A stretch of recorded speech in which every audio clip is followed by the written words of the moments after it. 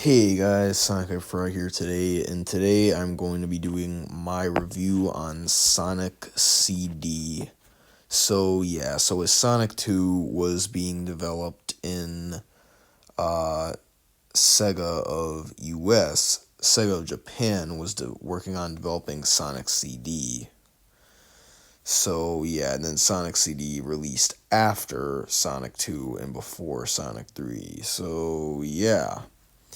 So let's talk about this game. First, let's talk about graphics, I guess, or aesthetics, whatever. I think this is probably the best looking classic Sonic game that I've reviewed so far. I just think that, overall, this is a great looking game.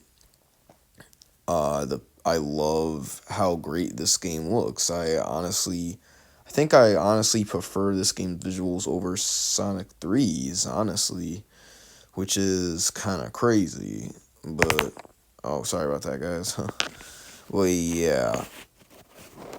That's crazy. Now let's move on to the music. Oh boy, we have a lot to talk about here. So, for some reason, this game has two soundtracks, the US soundtrack and the Japanese soundtrack. First, let's start with the US soundtrack. The US soundtrack, it's okay, but it's really not that great. Yeah, really not that big of a fan of the US soundtrack. And now that we've covered the soundtrack for the US one, let's cover the Japanese soundtrack. The Japanese soundtrack is definitely way better than the US one in every way. I'm sorry, that's just my opinion. And I'm sure that most of you guys would agree with that. The Japanese soundtrack, in my opinion, is probably the best Sonic soundtrack in the whole series. I mean, Mania comes pretty damn close, but I just find Sonic CD's Japanese soundtrack to be the best. And let me talk about why I find it the best. The Japanese soundtrack, just all the there's not a single bad song in the Japanese soundtrack for Sonic CD. All of the songs are great. Even my least favorite songs, which is like the minority of the soundtrack, are still like not bad at all. And yeah, I mean there's just so many great the soundtrack is so good. The the good future themes being a happy, cheerful version of the level, while the bad future themes are the exact opposite. They're like, they have a really hard beat to them and they sound perfect for a bad future, especially Metallic Madness, which makes a great final level theme if you have the bad future. And the past and present are a mix of the two. And yeah, I just find this game to have the best soundtrack in the whole Sonic series, honestly. And also, the vocal themes are great as well, like, Sonic Boom. Wait, no. That's actually in the US soundtrack, but that's a great song. You Can Do Anything, the Tutu Sonic Warrior song, that song is great. And the Cosmic Eternity, You Can Do Anything, is also a great song. I have so many favorites to list, so many. There's Palm Tree Panic, Present, Good Future, Bad Future, Collision Chaos, Good Future and Bad Future. There's Tidal Tempest, Present is okay, and Good Future, Bad Future. I mean, Quartz Quadrant, Present, Past, and Good Future. What's after Quartz Quadrant again? Wow, I don't remember what stage comes after Quartz Quadrant. Oh, Wacky Workbench. Wacky Workbench, Past, especially, that's one of my really favorite songs. Then, Good Future, Bad Future, and then Stardust Speedway. All of Stardust Speedway is great, especially the Past. That's probably my favorite.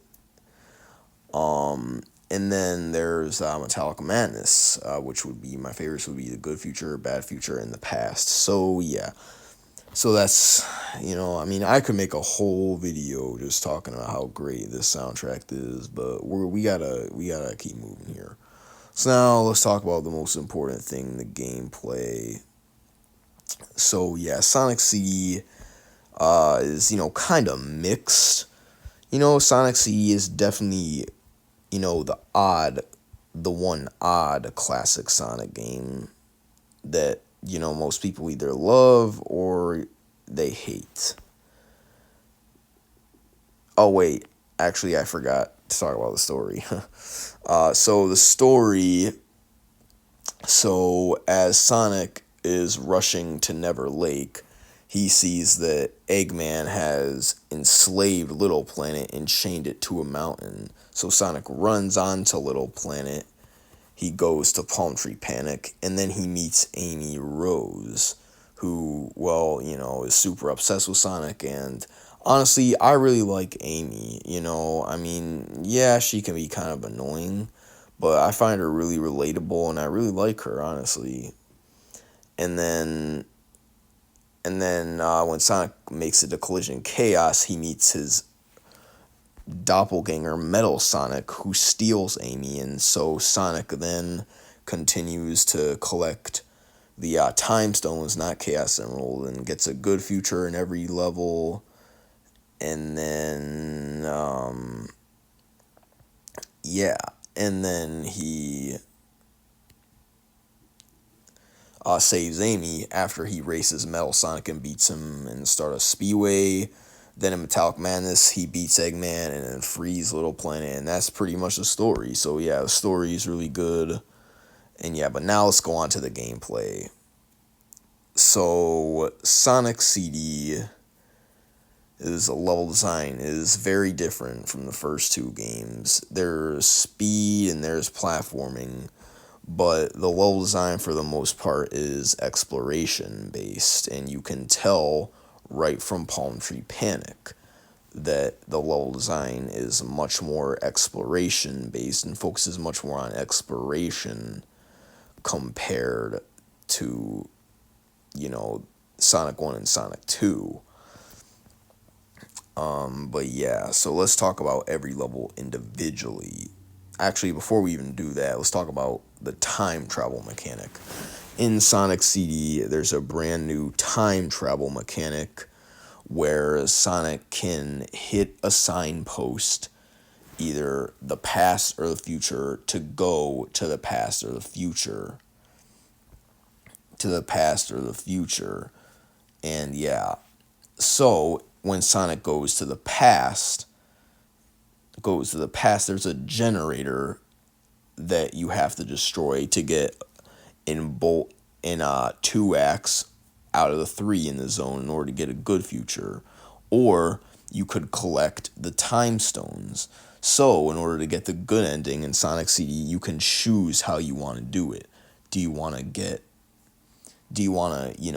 go back in time in the level? You want to go back to the past and destroy the generators, or do you want to do it the Sonic 1 way, where you collect 50 rings at the end of a level and then open up, and then there's a giant ring that shows up and you jump into it and play the special stage. So yeah, I think that's really cool that they give you those two options. And yeah, but the time traveling in general, it's not that great, especially in the original.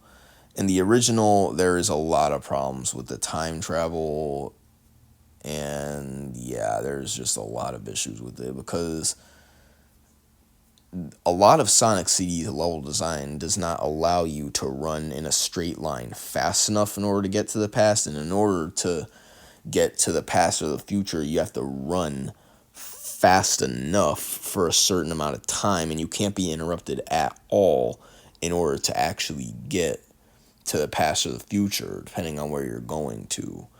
So yeah, that can be really annoying. And the reason why they did that is because Back to the Future was popular around at this time. So they made it so you had to travel, fast enough to get to past the future. So that's really cool. But yeah, also this game introduces the super peel out, and it also has the spin dash, but the spin dash is much worse than it was in Sonic 2. You have to like duck down and hold the button in order for it to actually work, and it's still not as good as Sonic 2. Also, the super peel out is exactly the opposite of the spin dash. Instead of holding down, you hold up and then you hold the jump button, but it's really not that great, at least in the original. And Sonic CD in the original in general is just not that great in most people's opinion because, there's pretty bad collision detection, and also the special stages are just really bad in the original because, like, the frame rate is super choppy and the hint detection on the UFO is really weird. The remake fixes that problem, obviously, and the Sonic CD is probably the best remake, I would say, from Christian Whitehead, because Sonic CD definitely needed the remake the most. And to be honest, without Christian Whitehead, I really would not enjoy this game that much, to be honest. But yeah, so the special stage is not that great. And now we have all that out of the way. Let's talk about bosses real quick. The bosses in this game are very different from the first two games. The Puncture Panic boss is extremely easy, only takes 3 hits. The Collision Chaos boss can be either very easy or very difficult, especially in the original with the horrible collision detection. Tidal Tempest boss, whatever. Course Quadrant is just where you run on a treadmill. Wacky Workbenches, and then the start of Speedway boss, the most iconic boss in this game, where you race against Metal Sonic. And yeah, probably my favorite boss, the Metallic Madness, the final boss. Not much to say about that either. But yeah. Now let's talk about the levels themselves. So Puncture Panic is a great first level. You know, very easy like a first level should be, and again, very explorative level design based. And yeah. So Collision Chaos. Collision Chaos is, well, just what it sounds like. There's collision and there's chaos, but it's still an alright level, I guess. Tidal Tempest, it's an alright level, I guess. It's a water level, not nearly as bad as Labyrinth Zone or anything like that. Quartz Quadrant, a great level. Quartz Quadrant is definitely one of my favorite levels. It's really cool, great music, obviously. Wacky Workbench is probably everyone, like, one of the least favorite levels because, there's the floor, like, bounces you up all the time and it's super annoying to most people. And then there's Stardust Speedway, which is probably everybody's favorite level. It's the level where you race Metal Sonic, and it's also super fast paced. However, it is a little complicated sometimes. But Sonic Mania Stardust Speedway fixes that problem. More on that when we get to Sonic Mania. Yeah, and then Metallic Madness, the final level. A lot of people do not like Metallic Madness because it's very mazy. Like mostly Act 2. Act 2 is super mazy to the point where you can actually get lost. So yeah, it's so mazy to the point where you can actually get lost and not know where you're going. But I would still prefer it over, Metropolis Zone and Scrap Brain Zone. But yeah. And yeah, Sonic CD's level design focuses mostly on exploration. And yeah. So again, unlike Sonic 1, focuses mostly on platforming, Sonic 2 mostly on speed. Sonic CD focuses mostly on exploration. So, yeah, guys, and also when you collect all the time stones, that doesn't unlock Super Sonic or anything. But now let's talk about the Christian Whitehead remix. So the Christian Whitehead remix is definitely the superior version. Um, you have the option if you want the old Spin Dash from Sonic C or the Sonic 2 Spin Dash. Also, if you beat the game, you can unlock Tails, and Tails can fly in this game, just like he can in Sonic 3 Knuckles. There's also a time attack mode, a DA Garden where you can listen to the great soundtrack, and yeah, also the collision detection is fixed, the time travel is better, special stage is better, and yeah, Sonic CD Christian Whitehead version is definitely the best version in every single way, and it is a huge improvement on the original Sonic CD. But yeah, anyway, guys, that's pretty much all I have to say about this game. So next time we will be moving on to Sonic 3 and Knuckles, and I'll see you guys then. Bye.